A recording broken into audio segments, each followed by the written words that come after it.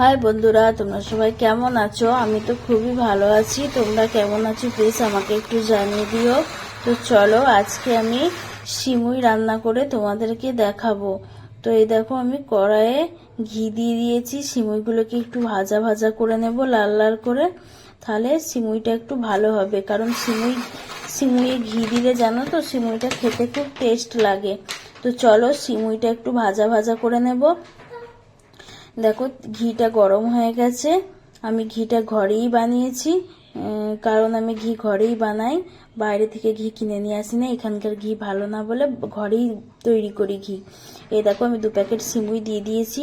তো সিমুইটা ভালো করে এবার নাড়াচাড়া করে একটু ভেজে নেব। এতে কাজু বাদাম আর কিশমিশটাও দিয়ে দেব, দিয়ে একটু নাড়াচাড়া করে নেবো। তো চলো আগে সিমুইটা একটু নাড়াচাড়া করে নিই, তারপরে কাজু বাদাম আর কিশমিশটা দিয়ে দেবো একটা একটা করে। কাজু বাদাম দিয়ে দিলাম, এবার একটু নেড়ে নিই, আর তারপরে আবার কিশমিশটা দিয়ে দেবো। তাহলে কি বলো তো, কাজু বাদামগুলো হালকা হালকা ভাজা ভাজা হয়ে যাবে ঘিয়ের সাথে, আর তার সাথে কিশমিশটাও হয়ে যাবে। দিয়ে আমি গরম ততক্ষণ দুধটা ফুটিয়ে নেব।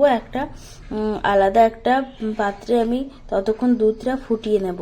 কারণ এইখানে তো এখানে যেহেতু এটা আমি সিমুইটা ভাজা ভাজা করেছি, তাই আবার ঢালতে হবে। তাই জন্য আমি একটা হাঁড়িতে দুধটা গরম করে নিয়েছি, তারপরে এতে ঢেলে দেব। তো এ দেখো আমার সিমুইটাও ভাজা ভাজা হয়ে গেছে, তার সাথে কাজু বাদাম কিশমিশটাও দিয়ে দিয়েছি। এবার আমার এটা রেডি হয়ে গেছে। বেশি ভাজবো না, হালকা একটু ভেজে নেব। তারপরে আমি দুধটা দিকে রেডি করতে হবে, ভালোভাবে একটু ভেজে নিলাম। তোমরা কে কে এরম ঘি দিয়ে সিমুই ভাজো আমাকে প্লিজ একটু কমেন্ট করে জানাবে। আমি জানি সবাই প্রায় ঘি দিয়ে সিমুই ভাজে, তার জন্য নাই। তাহলেও কে কে সিমুই খেতে ভালোবাসো আমাকে প্লিজ একটু জানিও, ঠিক আছে? কারণ আমি খুব ভালোবাসি সিমুই খেতে ছোটবেলা থেকেই। তো তোমরা কে কে সিমুই খেতে ভালোবাসো আমাকে প্লিজ একটু জানিও। এই দেখো আমি দুধটা বসিয়ে দিয়েছি একটা হাঁড়িতে, দেখতেই পাচ্ছ। এতে আমি কিছু এলাচ আর দারচিনি দিয়েছি, আর তেজপাতা দিয়েছি, আর চিনি, স্বাদ মতো চিনি দিয়ে খানিকক্ষণ ফুটিয়ে নিয়েছি। এই দেখো এলাচ আর দারচিনি দিয়ে দিয়েছি, দেখো এলাচ দিয়েছি, দারচিনি দিয়েছি, এবার একটু তেজপাতা দিয়ে দেব।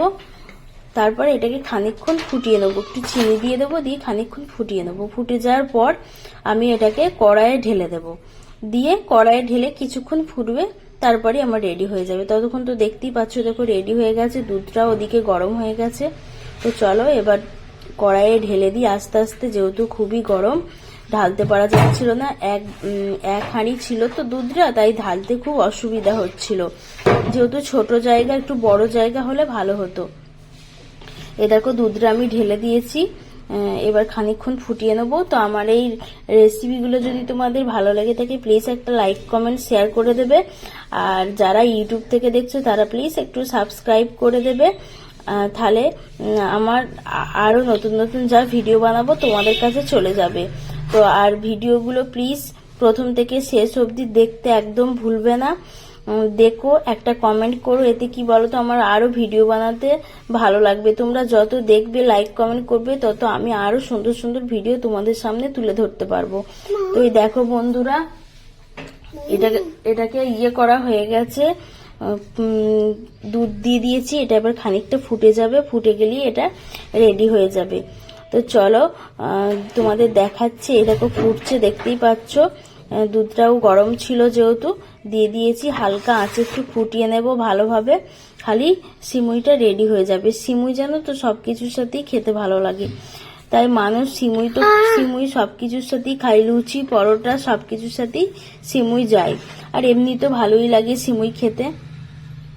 এই দেখো ফুটতে চালু করে দিয়েছে সিমুইটা, ভালোভাবে একটু ফুটে যাবে, কারণ সিমুই একটু না ফুটলে খানিকক্ষণ রেখে দিতে হয়, নালে সিমুইটা ভালো হয় না। তো চলো টাটা।